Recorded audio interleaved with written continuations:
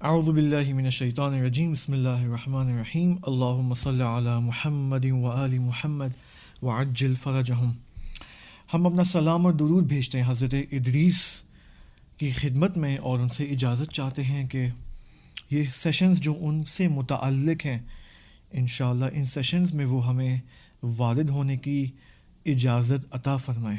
دیکھیں ہم حضرت ادریس علیہ السلام کی سیرت کے بارے میں ڈسکس کرنے کی کوشش کر رہے ہیں جس قدر توان ہے اور مطالعہ اس کے مطابق اپنے لیول کی حد تک کوشش کریں گے کہ ہم ان تمام سیشنز کے اندر جو ماہ رمضان المبارک میں برگزار ہو رہے ہیں اور آرگنائز ہو رہے ہیں تو ہم ان سیشنز کے ذریعے اپنی عملی اور پریکٹیکل لائف میں حضرت ادریس علیہ السلام کی سیرت کو اپنا سکیں.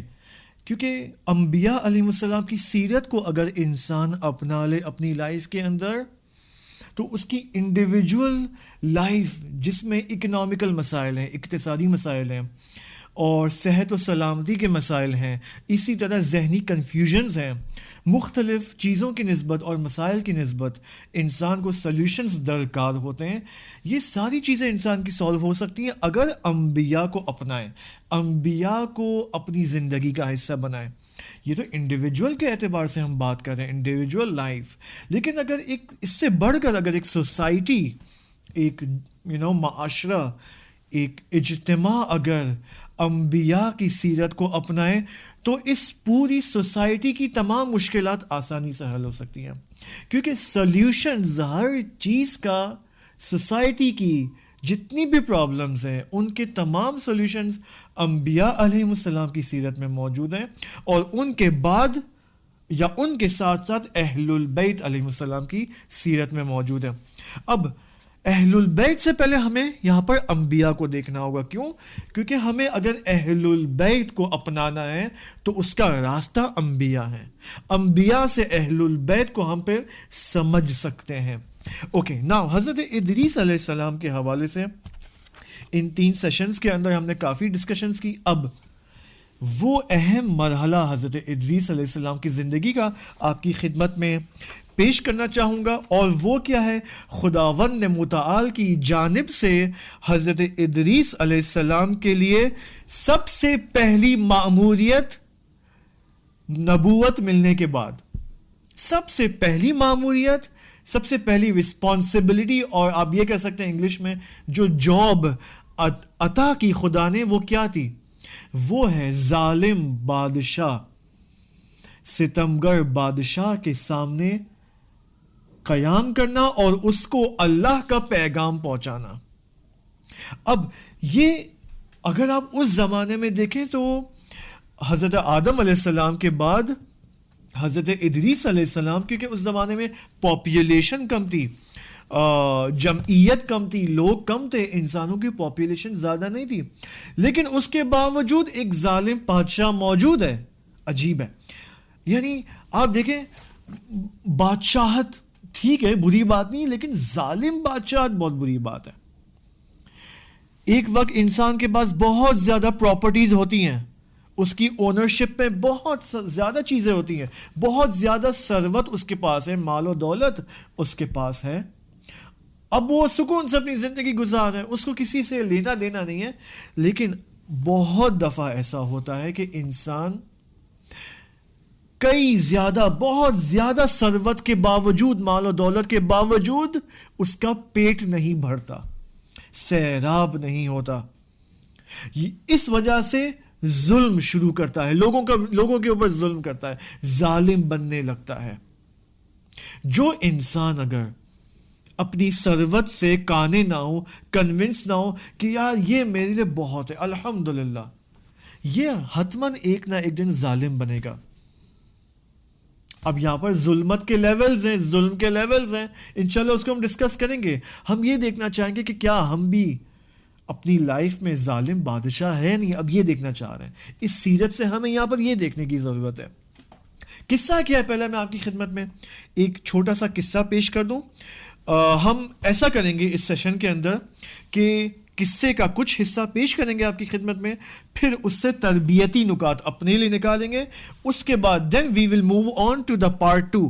اس قصے کا جو دوسرا حصہ ہے اس تک ہم اس کو ہم ڈسکس کریں گے، پھر وہاں سے ہم اپنے لیے کچھ تربیتی نکات لینے کی کوشش کریں گے. قصہ یہاں پر یہ ہے کہ ایک دن حضرت ادریس علیہ السلام کے زمانے کا بادشاہ وہ اپنی ٹیم کے ساتھ، اپنے منسٹرز کے ساتھ گزر رہا تھا ایک جگہ سے. اب جب وہ گزر رہا تھا تو اس نے دیکھا کہ یہاں پر ایک بہت اچھی زمین ہے، ایک لینڈ ہے، یہاں پر زمین ہے. اور جیسے اس نے اس زمین کو دیکھا تو اس نے کہا کہ یہ زمین میری ہونی چاہیے. This is my property, this should be mine mine mine, یہ میرا ہونا چاہیے. اب یہاں پر اس زمین کا ایک مالک موجود تھا، کوئی فیملی تھی اس زمین پر جو وہاں پر زندگی گزار رہی تھی، اور وہ زمین اس فیملی کی تھی. کون شخص تھا وہاں پر، کون سی فیملی تھی؟ در حقیقت وہ ہسٹری میں جو ہمیں ملتا ہے کہ وہ زمین حضرت ادریس علیہ السلام کے ایک صحابی اور ایک کمپینین کی ملکیت میں تھی. He was the owner of that land, of that زمین. اب بادشاہ نے اس کو کہا کہ یہ زمین میری ہونی چاہیے. حضرت ادریس علیہ السلام کے صحابی نے کہا کہ بادشاہ یہ میری زمین ہے، اور میری پورا جو ماہیانہ منتھلی جو خرچہ ہوتا ہے گروسری کا، وہ اس زمین کی درآمد سے نکلتا ہے. تو یہ بادشاہ کہتا ہے کہ ٹھیک ہے، تم مجھے اس زمین کو بیچ دو، you sell me this plot, you sell me this land. حضرت ادریس کے علیہ السلام کے صحابی نے پھر اس بادشاہ سے کہا کہ بادشاہ بھائی، یہ زمین میری منتھلی سیلری کی حیثیت رکھتی ہے. دس زمین and land provides me my grocery, my food, میرا کھانا پینا یہ اس زمین سے عطا ہوتا ہے. آپ کہہ رہے ہیں میں اس کو بیچ دوں تو میں پھر کہاں جاؤں گا؟ پھر میرے پاس اور کوئی سورس آف انکم تو نہیں ہے. اب یہ بادشاہ ناراض ہو گیا، ڈس اپوائنٹ ہو گیا. یہ واپس اپنے گھر جاتا ہے. اب اس کی جو بیوی ہے نا، بہت ہی خطرناک بیوی ہے. بعض بیویاں بہت خطرناک ہوتی ہیں، جس طرح بعض ہسبینڈز اور بعض شوہر بہت خطرناک ہوتے ہیں، بعض بیویاں خطرناک ہوتی ہیں. کیا مطلب خطرناک بیویاں؟ اس بادشاہ کی جو بیوی تھی نا، یہ ایک بہت کلیور تھی. اس کے اندر اس کا جو دماغ تھا وہ شیطانی دماغ تھا. اوکے، جس طرح انڈین ڈراموں میں، پاکستانی ڈراموں میں بھی آج کل یہی سین ہو گیا ہے، انڈین ڈراماز کی کاپی کرتے ہیں. کس طرح بعض آپ نے دیکھا ہوگا انڈین ڈراموں کے اندر، پاکستانی ڈراموز میں، کہ ایسی خواتین ہوتی ہیں جو ہمیشہ کچھ نہ کچھ پلاننگ کرتی رہتی ہیں، اس کے خلاف، اس کے خلاف. اوکے، اب اس بادشاہ کی بیوی کو جب بادشاہ نے، اس کے ہسبینڈ نے بتایا کہ یہ زمین میرے ہاتھ میں نہیں آ سکی، اس نے مجھے منع کر دیا اور میں واپس آ گیا. اب اس بیوی نے کہا کہ میرے پاس ایک راستہ ہے، there is one way. وہ کیا راستہ ہے؟ ٹھیک ہے، آپ کو وہ زمین چاہیے نا، تو زمین لینے کے لیے ہم ایک کام کر سکتے ہیں. وہ کیا کام ہے؟ وہ کام یہ ہے کہ میں آپ کے لیے ایک بہانہ، ایک ایکسکیوز بنا دیتی ہوں. ایک ایکسکیوز بناؤ، وہ ایکسکیوز اس کے خلاف استعمال کرو اور وہ زمین تمہاری ہو جائے گی. بادشاہ نے کہا کہ وہ کیا ایکسکیوز ہے، وہ کیا بہانہ ہے، وہ کیا علت اور سبب ہے کہ اس سبب کی وجہ سے یہ لینڈ اور یہ زمین میری ہو سکتی ہے. اس بادشاہ کی بیوی نے کہا تم جاؤ اس کے خلاف کیس کرو، اور کیس کے اندر تم یہ کہو کہ یہ شخص دین سے خارج ہو چکا ہے، یہ شخص بادشاہ کے دین کے خلاف ہو چکا ہے. یہ تم کیس اس کے خلاف بناؤ اور دیکھو تمہارے وہ زمین کیسے تمہارے ہاتھ میں آ جاتی ہے. اب بادشاہ یہاں پر خوش ہو گیا، وہ کنونس ہو گیا اپنی بیوی کی اس بات کے اوپر. اب قصہ مزید آگے ہم آپ کی خدمت میں پیش کریں گے، لیکن یہاں پر کچھ تربیتی نکات ہیں. اس سے پہلے کہ میں اس قصے کا اگلا حصہ بیان کروں، ایک نکتہ آپ کی خدمت میں پیش کروں گا. آپ دیکھیں یہاں پر ہم اپنے بارے میں خیال نہ کریں، وہم و گمان میں نہ رہیں کہ یہ تو فقط بادشاہوں کی طرف سے ہوتا ہے. یہ ظلم و ستم فقط بادشاہ انجام دیتے ہیں. ہم تو ان ستمگروں کے، ان ظالموں کے، ان بادشاہوں کے ظلم سے مبرہ ہیں. ہم تو ایسے ظلم انجام نہیں دیتے. ہم تو ویسے ضعیف لوگ ہیں، ہم تو مڈل کلاس کے لوگ ہیں، ہم تو لو کلاس کے لوگ ہیں. ہمارا ایک تو چھوٹا سا گھر ہے، 2 لاکھ روپے کی سیلری ہے، تو ہم سے تو ایسے ظلم سرزد نہیں ہوتے. عجب، کس نے کہا؟ میں آپ کی خدمت میں آیت اللہ بہجت رحمۃ اللہ علیہ کا ایک قول نقل کرنے کی یہاں پر کوشش کروں گا. آیت اللہ بہجت کی کیا فرماتے ہیں؟ پہلے میں فارسی میں بیان کروں. در بسیار اسکارہا دست من باز نشده تا جنایت های بزرگ از ما نیز بروز کند. بہت سارے امور میں، بہت سارے کاموں میں ہمارا ہاتھ بندھے ہوئے ہیں، ہمارا ہاتھ کھلا نہیں ہے تاکہ ہم ایسی جنایتیں انجام دیں. بہت سارے کاموں میں آیت اللہ بہجت فرما رہے ہمارے ہاتھ بندھے ہوئے ہیں. چونکہ ہمارے ہاتھ بندھے ہوئے ہیں تو ہم ایسے ظلم و ستم انجام نہیں دیتے. لیکن در حد خودمون همین کارها را میکنیم. لیکن جس لیول پر میں اور آپ ہیں، ہم اپنے لیول کے مطابق ظلم کرتے ہیں. بے ہمسایگانمون، بعض اوقات ہم اپنے نیبرز، اپنے ہمسایوں پر ظلم کرتے ہیں. گاہی بے دوستانمون، اپنے دوستوں پر ظلم کرتے ہیں.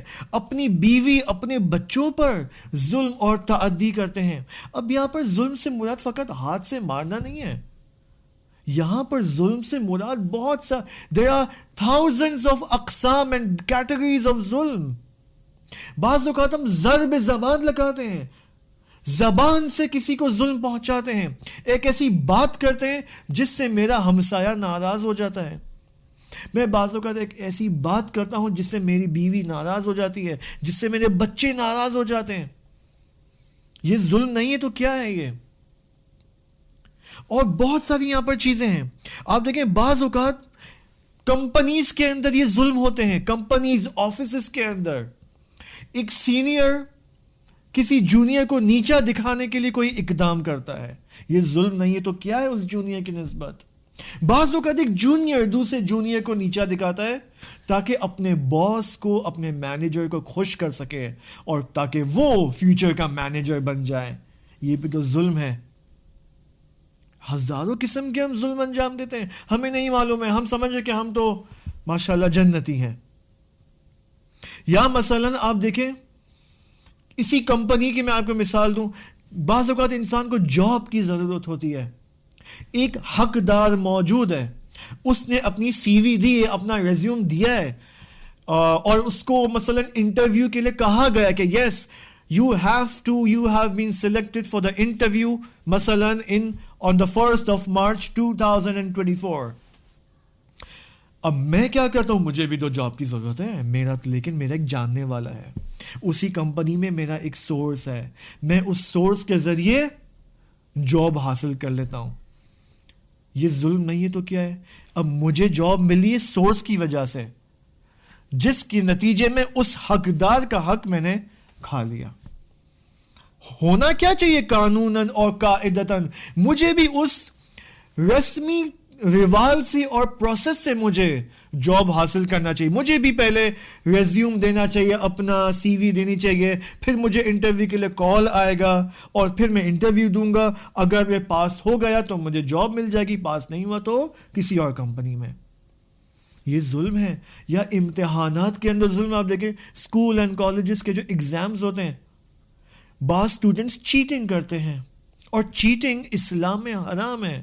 ایگزامز کے اندر مجتہدین کا فتویٰ ہے کہ دس از حرام، لیکن میں کیا کرتا ہوں؟ خدا نہ خواستہ چیٹنگ کر کے مجھے اچھے نمبر مل جاتے ہیں، 95 آؤٹ آف 100.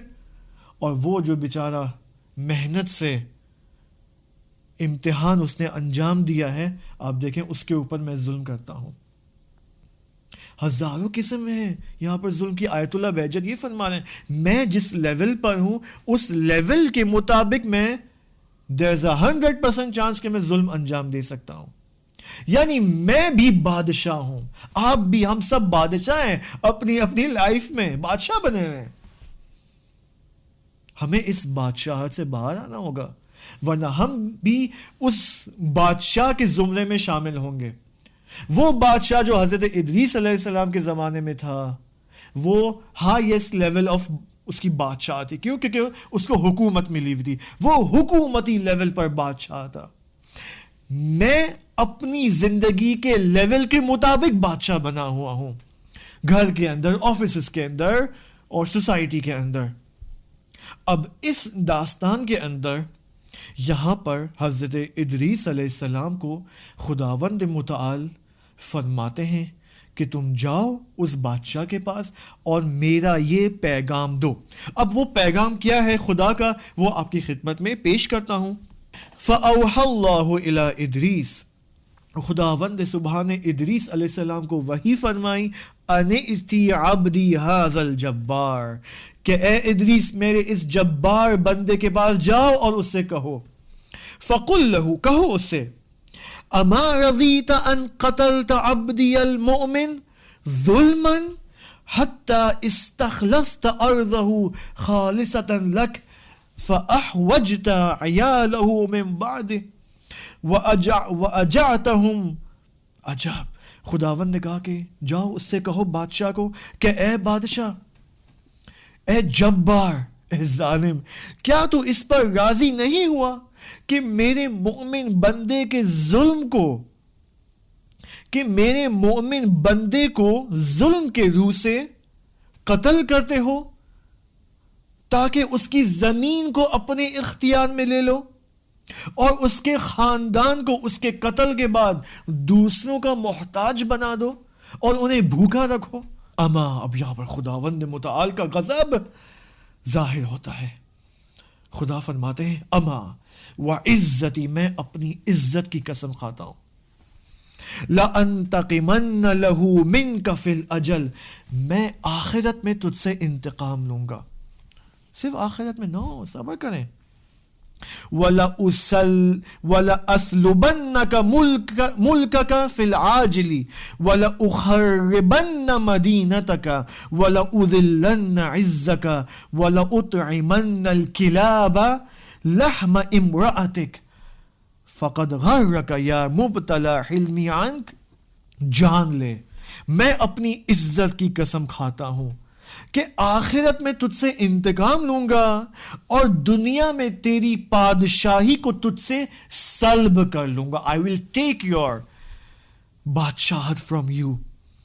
تیرے شہر کو ویران کر دوں گا اور تیری عزت کو ذلت میں تبدیل کر دوں گا اور تیری زوجہ کے بدن کو، زوجہ دیکھیں خدا کسی کو نہیں چھوڑتا، اس ظلم و ستم میں جو انوالو ہے نا، ان سب سے خدا انتقام لینے کو کہہ رہا ہے. یہاں پر خدا کہہ رہا ہے اور تیری زوجہ کے بدن کو کتوں کی غذا بنا دوں گا. اور اے بدبخت، اب یہ جملہ دیکھیں خدا کا کتنا عجیب جملہ ہے، یہ ہمارے لیے عبرت ہے کہ اے بدبخت ظالم، تو نے میرے حلم کو، یعنی میرے حلم نے، میرے صبر نے تجھے مغرور بنا دیا ہے. تو مغرور بن گیا ہے. میں یہاں سے دیکھ رہا ہوں تیرے ظلم و ستم کو، تو میرے صبر کا امتحان لے رہا ہے. او بھائی، تو میرا امتحان، میں تیرا امتحان لے رہا ہوں، نہ کہ تو میرا امتحان لے رہا ہے. تو اس امتحان میں فیل ہو گیا ہے، یعنی یہ جو تو اس کے اوپر ظلم و ستم کر رہا ہے اور میں حلم دکھا رہا ہوں تیرے اس ظلم کے سامنے، میرے اس حلم نے تجھے مغرور بنا دیا ہے. بس اب میں تجھ سے انتقام لوں گا. تو نے ایک حقدار کا حق ضائع کیا ہے، تو نے ایک ایسے شخص کا قتل کیا ہے جو بے دفاع تھا. بس یہاں پر ایک سنت الہی موجود ہے.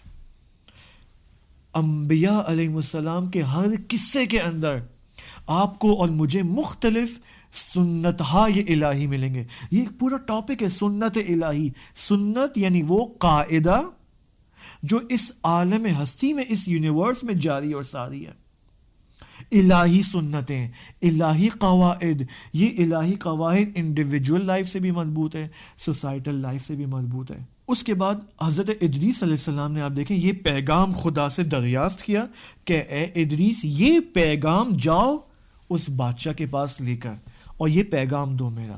حضرت ادریس علیہ السلام دیکھیں انہوں نے جب خدا سے یہ پیغام لیا اور خدا نے جب ان سے کہا کہ جاؤ تو یہاں پر حضرت ادریس علیہ السلام نے پوچھا کہ اے خدایا میں کیا تنہا جاؤں؟ should I go alone؟ یعنی آپ کسی کو میرے ساتھ بھیجو گے؟ تو یہاں پر حضرت ادریس کو اللہ نے فرمایا نہیں ادریس تمہیں تنہا جانا ہے، گو alone. ادریس نے کہا چاش ٹھیک ہے کوئی مسئلہ نہیں ہے، سمعن و طاعتن، میں تیرا فرمان بردار ہوں، میں تیری اطاعت کرنے والا ہوں، جو تو فرمان دے میں اس کے اوپر عمل کرنے والا ہوں. اس کو کہتے ہیں توحید، اس کو کہتے ہیں توحید، خدا کو اپنے وجود کا حصہ بنانا، اپنی جان کا پورا حصہ بنانا. جو خدا کہے تسلیم، I submit. حضرت ادریس علیہ السلام تنہا جاتے ہیں، اس بادشاہ کے مقابلے میں جاتے ہیں، اس کے دربار میں انٹر ہوتے ہیں، خدا کے پیغام کو ابلاغ کرتے ہیں. اوکے پھر کیا ہوا؟ اس کے بعد بادشاہ نے جب یہ پیغام سنا تو ڈر گیا. He got scared. اس کے بعد حضرت ادریس کو کہا کہ اے ادریس یہاں سے تو جلدی نکل جا، اس سے پہلے کہ میں تیرا قتل کروں تو یہاں سے چلا جا. حضرت ادریس کو اس کے جو کارندے تھے بادشاہ کے، حضرت ادریس کو پکڑ کر باہر نکال دیتے ہیں دربار سے. اب بادشاہ حضرت ادریس کو وہیں پر قتل کر سکتا تھا لیکن وہ ڈر گیا. He got scared. وہ خدا کے پیغام سے خوف میں آ گیا.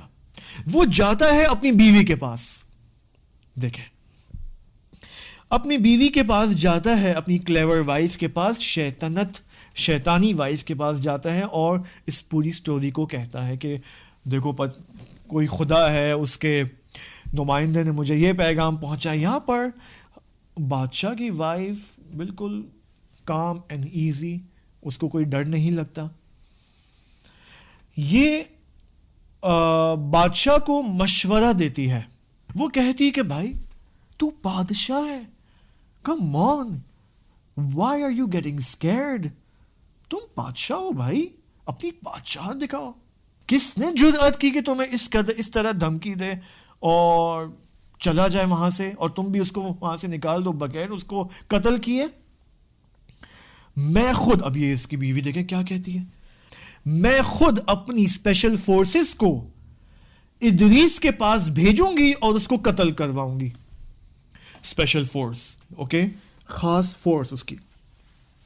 اب یہاں پر اس کی بیوی 40 فورسز کو، یعنی 40 سولجرز کو جو اس کی اسپیشل VIP فورس شمار ہوتی ہے، حساب ہوتی ہے، وہ بھیجتی ہے حضرت ادریس کا پیچھا کرنے کے لیے. یہ جاتی ہے یہ فورس، بعض حضرت ادریس کے بعض کمپینینز کو، اصحاب کو پتہ چلا تو انہوں نے حضرت ادریس علیہ السلام کو خبر دی. اب جیسے ہی وہ اسپیشل فورسز، ظالمانہ فورسز پہنچتی ہے حضرت ادریس کے نزدیک، حضرت ادریس ان کو دیکھ رہے ہیں. اب جب حضرت ادریس سے انہیں دیکھا کہ یہ میرے نزدیک آئے تو انہوں نے کہا مر جا. یہیں پر اسی موقع پر یہ 40 کی 40 اسپیشل فورسز نیست اور نابود ہو جاتی ہیں، ہلاک ہو جاتی ہیں. واو. اس وقت حضرت ادریس علیہ السلام نے اس موقع پر اللہ سے مناجات کی اور خدا کو یہ پورا ماجرا جو ہے وہ شیئر کیا اللہ سے. اللہ کو تو معلوم ہے کیا ہو رہا ہے. خداوند متعال نے، یعنی حضرت ادریس نے پوچھنا چاہا خدا کو اب میں کیا کروں، اب میرا کیا وظیفہ ہے، کیا میری مأموریت ہے یہاں پر. خدا نے کہا کہ اے ادریس تم اس شہر سے خارج ہو جاؤ، نکل جاؤ اس شہر سے اور اس ظالم بادشاہ کو میرے حوالے کر دو، میں اس کو سنبھال لوں گا. بہت جلد میرا وعدہ جو میں نے اسے دیا تھا اپنے انتقام کا، اس کو میں عملی جامہ پہناؤں گا، اس کو میں امپلیمنٹ کروں گا. حضرت ادریس تقریباً شاید 20 کمپینینز اور اصحاب کے ساتھ اس شہر سے نکل جاتے ہیں اور یہ پوری داستان پورے شہر کے اندر پھیل جاتی ہے جو حضرت ادریس اور بادشاہ کے درمیان پیش آیا. اور اس کے بعد حضرت ادریس نے ایک مت کے ذریعے، مت عربک کا لفظ ہے، مت موت سے ہے نا، مت یعنی مر جا، حکم دینا کسی کو کہ ڈائے. اوکے، تو یہ پورا ماجرا حضرت ادریس کا یعنی پورے شہر میں فیمس ہو جاتا ہے، پھیل جاتا ہے، نیوز ہر جگہ پھیل جاتی ہے. اور اس کے بعد حضرت ادریس ایک غار کے اندر پناہ لیتے ہیں اور خدا کی عبادات میں مشغول رہتے ہیں. اور وہاں پر ہمیں تاریخی کتابوں میں ائمہ ہدیٰ علیہ السلام کی احادیث میں ملتا ہے کہ حضرت ادریس علیہ السلام صبح کے وقت، صبح سے شام تک روزے میں مشغول ہوتے تھے. ہی وڈ فاسٹ، اور راتوں کو عبادتوں میں مشغول ہوتے تھے. اور فرشتگان الہی، ملائکہ الہی سحری اور افطاری دینے کے لیے روزانہ حضرت ادریس کی خدمت میں نازل ہوتے تھے اور ان کو سحری دیا کرتے تھے، جنت سے ان کو افطاری پہنچایا کرتے تھے. خوب، اس سے ہمارے لیے کیا نکتہ ہے، کیا پوائنٹس ہیں؟ سب سے پہلا پوائنٹ، خدا اس یونیورس کے اندر اس کی مختلف سنتیں جاری ہیں. ایک سنت ظالم بادشاہ کے حوالے سے ہے. جتنے بھی ظلم و ستم دنیا میں ہوتے ہیں، خدا اپنے علم کے ذریعے دیکھنا چاہتا ہے کہ یہ مغرور ہوتے ہیں یا نہیں ہوتے. خدا ان کو مہلت دینا چاہتا ہے. اب یہاں پر ایک اور سنت ہے، سنت امہال.